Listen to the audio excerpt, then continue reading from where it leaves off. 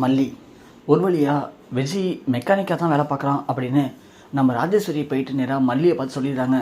என்ன மல்லி, உன் புருஷன் அதான் அந்த வீணா போன விஜய் என்னமோ பெரிய கௌரவமான கம்பெனியில் ஒர்க் பண்ணுறான், நிறைய சம்பளம் வாங்குகிறான், இதுக்கப்புறம் எங்களுக்கு கவலையே இல்லை, நாங்கள் ராஜ வாழ்க்கை வாழ போகிறோம், கண்டிப்பாக கூடி சீக்கிரமே நாங்கள் தனியாக பிஸ்னஸ் ஆரம்பிப்போம், உன்னை பிஸ்னஸில் காலி பண்ணிவிடுவோம் அப்படி இப்படின்னு பக்கமாக வசனம் பேசினியே.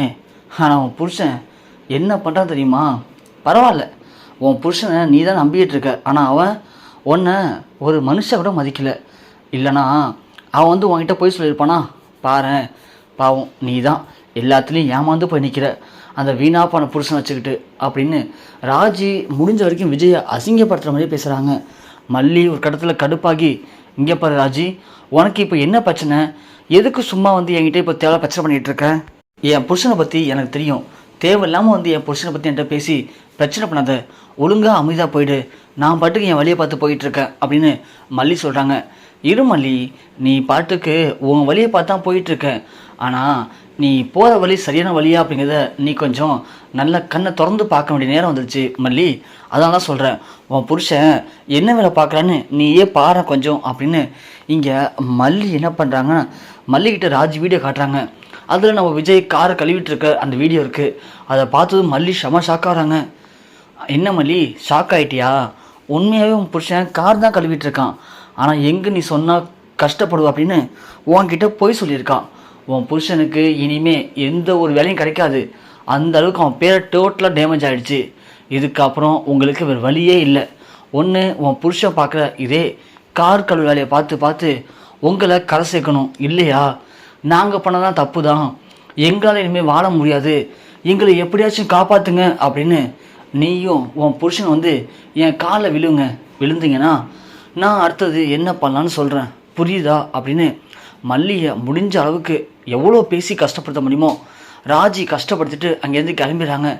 ராஜி பேசின பேச்சை கேட்டு மல்லி ரொம்ப மனசு உடஞ்சி போய் வீட்டுக்கு வராங்க. வீட்டுக்கு வந்ததுலேருந்து மல்லி ரொம்ப சோகமாகவே இருக்காங்க. அன்னப்பொண்ணி மல்லியை பார்த்து, என்னாச்சு மல்லி, ஏமா ஒரு மாதிரி சோகமாக இருக்க, என்னாச்சு புள்ள அப்படின்னு கேட்குறாங்க. ஆனால் மல்லி யார்கிட்டையுமே எதுவும் பேசவே இல்லை, சோகமாகவே இருக்காங்க. விஜய் வேலையை முடிச்சு வீட்டுக்கு வர விஜய்க்கு கொஞ்சம் மனசுக்குள்ளே ஒரு உறுத்தலாகவே இருக்குது. ராஜிக்கு உண்மை தெரிஞ்சு போச்சு. கண்டிப்பாக அந்த ராஜேஸ்வரி சும்மா இருந்திருக்க மாட்டா, எப்படி இந்த விஷயத்த போய் மல்லிக்கிட்ட போட்டு கொடுத்துருப்பா. மல்லி இதை எப்படி எடுத்துக்கிட்டா அப்படின்னு தெரியலை, என்ன நடக்க போகுது வீட்டுக்கு போனால் அப்படின்னு ஒரு சின்ன பயத்தோடையே நம்ம விஜயும் வீட்டுக்கு வராங்க. வீட்டுக்கு வந்தால் நம்ம மல்லி விஜயை கூப்பிட்டதும் சாப்பிடலாம் போடுறாங்க. சாப்பிடும்போது சாப்பிடும்போது நம்ம மல்லி சொல்கிறாங்க, வெண்பா ஸ்கூலில் எப்படி இருக்குது, கிளாஸ்லாம் அப்படியே போதா? போதும் மல்லிமா, ஏன் என்னாச்சு?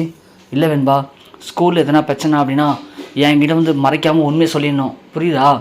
நமக்கு பிடிச்சவங்கள்ட்டையும் நம்ம நம்புறவங்கள்ட்டையும் என்றைக்குமே பொய் சொல்லக்கூடாது, எது பண்ணாலும் சரி அதை உண்மையை சொல்லிட்டு அவங்கள்ட்ட உண்மையாக தான் இருக்கணும் அப்படின்னு மல்லி ஜாட மாடியாக வெண்பாவை பேசுகிறாங்க. அது விஜய்க்கு லைட்டாக உறுத்தலாகவே இருக்குது. மல்லி இப்போது யாரை பற்றி பேசிகிட்டு இருக்கா, நம்மளை பற்றி தான் பேசுகிறாளா அப்படின்னு விஜய் யோசிக்கிறாரு. யோசித்து முடிச்சுட்டு சாப்பிட்றாங்க. சாப்பிட்டு முடிச்சதும் விஜய் போய் படுத்துறாரு. மல்லி வேலையெல்லாம் முடிச்சுட்டு வராங்க. பார்க்கும்போது விஜய் அசந்து தூங்கிட்டு இருக்காரு. விஜயோடைய கை காலெலாம் பார்க்குறாங்க. விஜய் கையெல்லாம் அங்கங்கே காப்பு காய்ச்சி போயிருக்கு, கால்லாம் ஃபுல்லாக ஒரே புண்ணாக இருக்குது. அதை பார்க்கவும் மல்லிக்கு ரொம்ப ஒரு மாதிரி சோகமாக இருக்காங்க. பாவம் விஜய் எப்படியாப்பட்டவர், எப்படி இருந்தார், ஆனால் இன்றைக்கி எல்லாத்தையும் இழந்துட்டு நமக்காக போயிட்டு இப்படி ஒரு கார் மெக்கானிக்காக கஷ்டப்படுறத பார்க்கும்போது உண்மையிலேயே இது யாருக்குமே வரக்கூடாத ஒரு கொடுமையான நிலைமை தான் வந்திருக்கு இப்போ விஜய்க்கு.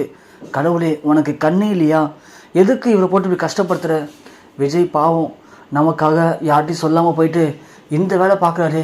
இப்படியாப்பட்ட புருஷன் கிடைக்கிறதுக்கு நம்ம உண்மையிலேயே கொடுத்து வச்சுருக்கணும். ஆனால் இருந்தாலும் நமக்காக விஜய் கஷ்டப்படுற நினைக்கும் போது ரொம்ப பாவமாக இருக்குது. நாளைக்கே நாம் இதுக்கு ஒரு முடிவு கட்டியாகணும் அப்படின்னு மல்லி முடிவு பண்ணுறாங்க.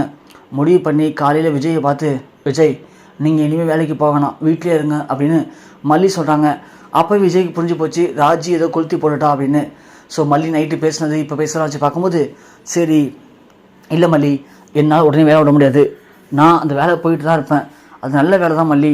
விஜய் நீங்கள் என்ன வேலைக்கு போகிறீங்க அப்படிங்கிறது எனக்கு தெரியும், சூழ்நிலை நீங்கள் அந்த வேலைக்கு போகிறீங்க, நான் வேண்டான்னு சொல்லலை, ஆனால் இதுக்கு மேலே அங்கே போய் கஷ்டப்படணுன்னு எந்த ஒரு அவசியமும் இல்லை, நான் வேலைக்கு போகிறேன் விஜய், நீங்கள் கொஞ்சம் வீட்டில் இருந்தால் போதும் அப்படின்னு மல்லி சொல்கிறாங்க.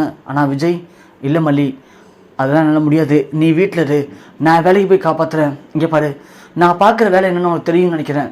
அது நிரந்தரமாக வேலை கிடையாது. நான் வேறு இடத்துல வேலை தேடி தான் இருக்கேன். அது கிடைக்கிற வரைக்கும் இங்கே போயிட்டுருக்கேன், அவ்வளோதான். இதை பற்றி எனக்கு எந்த ஒரு கேவலமும் அசிங்கமும் கிடையாது.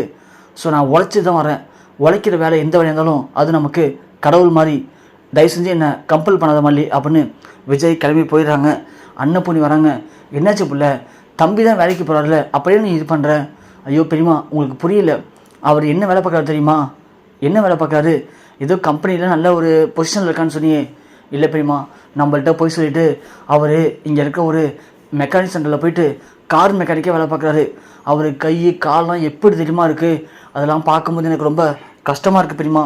எப்படியாப்பட்ட மனுஷன், எவ்வளோ பேர் சொத்துக்கு அதிபதி, ஆனால் அவர் இன்றைக்கி எல்லாத்தையும் இழந்துட்டார் அப்படிங்கிற ஒரே ஒரு நிலையினால் அவர் இன்றைக்கி தன் குடும்பத்தை காப்பாற்றணும் அப்படின்னு எனக்காகவும் வெண்பாவுக்காகவும் சொல்லிக்கொள்ள முடியாமல் போயிட்டு ஒரு மெக்கானிக்கலில் வேலை பார்க்க நினைக்கும் போது எனக்கு ரொம்ப கஷ்டமாக இருக்குது பெரியம்மா. அந்த கஷ்டத்தை இனிமேல் நான் அவர் கொடுக்கறதுல எனக்கு விருப்பம் இல்லை.